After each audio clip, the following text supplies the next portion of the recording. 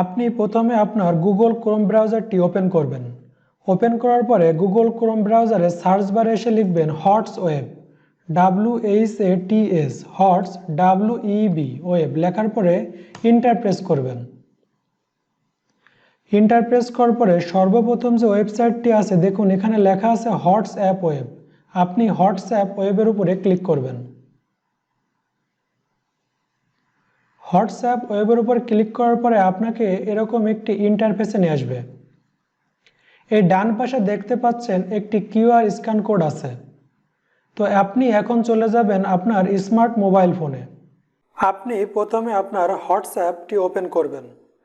Open করার পরে আপনি আপনার হোয়াটসঅ্যাপের কর্নারে দেখতে পারবেন থ্রি ডট। এই থ্রি ডটের উপরে ক্লিক করবেন। থ্রি ডটের উপরে ক্লিক করার পরে এখানে দেখতে পারবেন লেখা আছে লিঙ্কড ডিভাইস। লিঙ্ক ডিভাইসের উপরে ক্লিক করবেন। লিঙ্ক ডিভাইসের উপরে ক্লিক করার পরে এখানে দেখতে পারবেন লিঙ্ক এ ডিভাইস। লিঙ্ক এ ডিভাইসের উপরে ক্লিক করবেন। ক্লিক করার পরে আপনার মোবাইলে এরকম একটি ইন্টারফেস আসবে।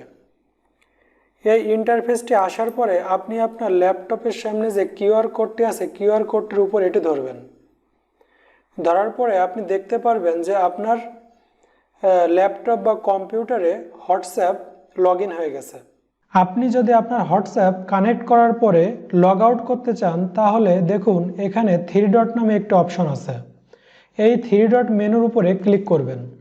ক্লিক করার পরে একটু নিচে এসে দেখুন এখানে লেখা আছে লগ আউট। আপনি এই লগ আউটের উপরে ক্লিক করবেন।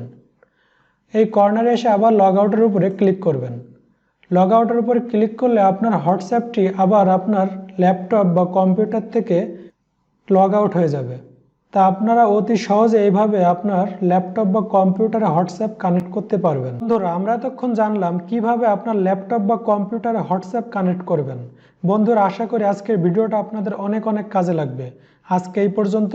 সবাই ভালো থাকুন, সুন্দর থাকুন। আসসালামু আলাইকুম।